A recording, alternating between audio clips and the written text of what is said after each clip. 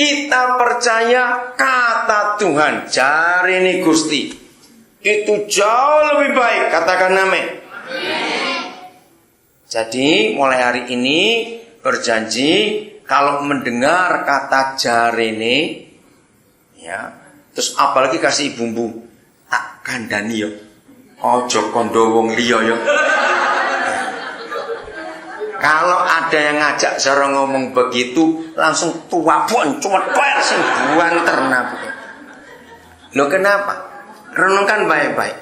Kalau ada kata gini, tak kandhani yo, ojo ngomong wong liya yo. Saya beritahu kamu ya, tapi jangan kasih tahu orang lain. Ngerti yo rek? Nek awakmu dianggap asu karo wong iku. Lho kok iso? Iya. Nah, itu dia. Oh iya, Pak. Tepuk tangan Pak Pendeta RT, luar biasa. Karena kalau ada orang berkata, saya beritahu kamu ya, tapi jangan kasih tahu orang lain. Berarti yang diajak bicara bukan orang. Karena dengarkan kalimatnya, saya beritahu kamu, tapi jangan kasih tahu orang lain. Berarti yang diajak ngomong bukan orang. Karena yang tidak boleh tahu itu orang lain. Nah, berarti ini orang apa? Nah, itu maka itu orang yang suka ngomong, saya beritahu kamu ya, jangan kasih tahu orang lain. Itu orang jahat. Karena yang diajak ngomong nggak dianggap orang. Maka itu apain? Tabuan.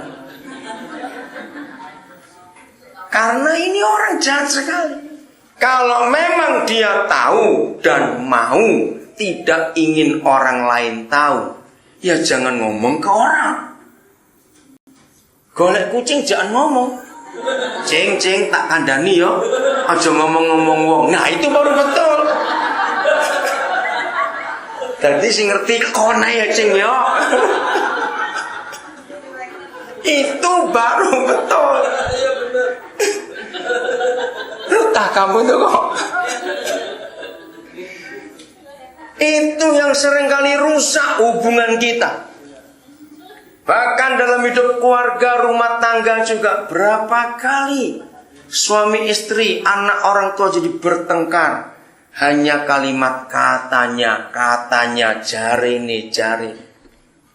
Saudara harus ngerti, manusia ini paling kurang ajar. Ketek itu masih tahu aturan daripada orang tahu ketek. Oke. Kunyuk. Apa bedanya kita dengan kera atau dengan kucing dengan yang lain? Dengar baik-baik. Manusia itu kalau dititipi duit akeh kurangi. Tapi kalau dititipi omongan akeh luwene. Betul atau tidak? Kalau kita ini yang namanya manusia, nah itu masalahnya. Tapi kalau ketek, titipono duit, titipono omongan, gak ngerti apa-apa. Betul? Kalau dia dititipi omongan, dia gak bisa menyampaikan ke kera yang lain, gak bisa ngomong. Tapi manusia ini kurang ajar betul. Maka itu biarlah mulut kita hanya dipakai untuk memberitakan Injil. Oke, jadi janji ya, kata jarene jangan pernah ditanggapi. Kalau ada orang ngomong jarene, pen dhewe kon mulai kono. Ya, ambil bawa pulang, jangan kasih ke saya. Cuma katanya saja kok. Karena selalu lebih. Satu hari itu selama tahun 70-an yang lalu ada buku ilustrasi yang bagus. Ya. Suatu hari di sebuah desa gempar, orang ketakutan, lari semuanya karena ada berita macan muncul. Ada harimau lepas dari kandang, orang ketakutan. Nah setelah diusut, ternyata salah. Ada satu janda yang gak punya anak tapi kucingnya banyak. Nah, suatu hari kucing kesayangannya yang belang telon koyok macan. Nah, ini dia. Yang belang telon kayak macan lepas. Mbok Rondo ini nangis, cari kiri kanan. Tolong temukan kucing saya yang belang telon seperti macan. Tolong carikan kucing saya yang belang telon seperti macan. Nyambung.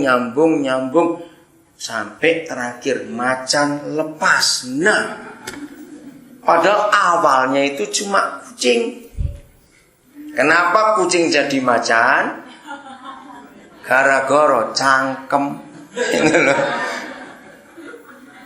Maka itu ayo kita jadi pemberita firman. Bukan pemberita katanya. Tidak. Pokoknya janji mulai hari ini. Kalau ada yang bilang jari ini apal, so tampo dhisik. Tak kandani ya, aja ngomong liya. Nah itu, tuapuk nah itu. Jangan cara malah kudang. Oh iya, apa meneh? Terus ya apa? Terus awas begitu. Cuma jari ini kok ditakoni terus. Itu bisa nambah-nambahi nanti itu. Nah, saya kembali kepada hukum ini.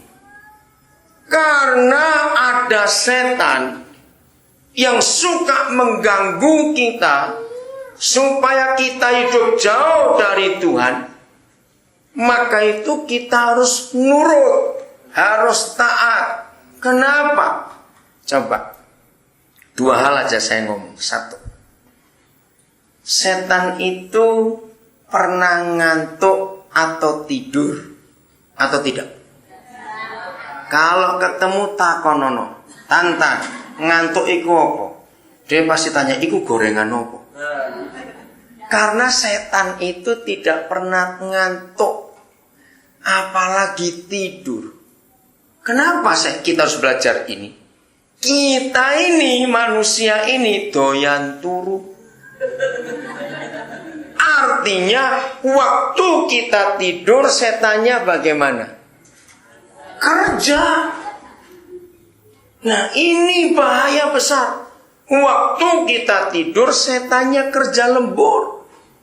Karena memang gak pernah tahu ngantuk itu apa, apalagi tidur. Nah, bayangkan, waktu kita tidur, setan sudah gerilya kemana-mana, merusak, menghancurkan, menakutkan tidak itu. Ngeri sekali.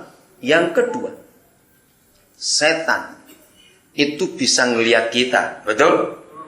Semua gerak-gerik kita dia ngelihat.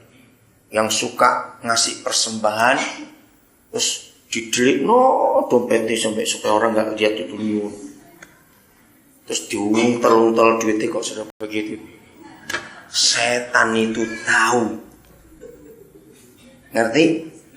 Nah, masalahnya kita bisa lihat setan tidak? Nah, kalau ada perang model begini, musuh kita bisa ngelihat kita, kita nggak bisa ngelihat mereka. Ayo nembak Ebi. Ayo, berarti siapa yang kalah, siapa yang menang? Perang model begini nih. Musuh bisa ngelihat kita, tapi kita nggak bisa ngelihat musuh. Ayo, yang menang siapa? Mau pakai senjata apa saja? Pasti musuh. Nah, maka itu karena mereka tidak pernah ngantuk apalagi tidur, dan mereka bisa lihat kita, tapi kita nggak bisa lihat mereka. Maka itu kita perlu taat, perlu nurut. Kalau dalam perang seperti itu kita tentara nurut kepada siapa? Taat kepada siapa? Komandan. Betul. Ibu pintar sekali.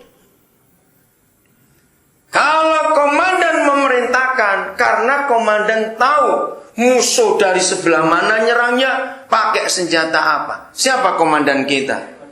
Tuhan Yesus. Jadi sekarang kita tahu, yang tadi suka marah, suka jengkel dengan Tuhan, kok Tuhan cerewet sekali. Sekarang kita tahu kenapa Tuhan cerewet kepada kita. Apa jawabannya? Karena ada musuh yang tidak kelihatan. Kita sudah rencana jalan ke sana, misalnya janjian mau ketemu teman, tiba-tiba hati ini kok nggak enak sekali. komandan kita memberi perintah, jangan ke sana.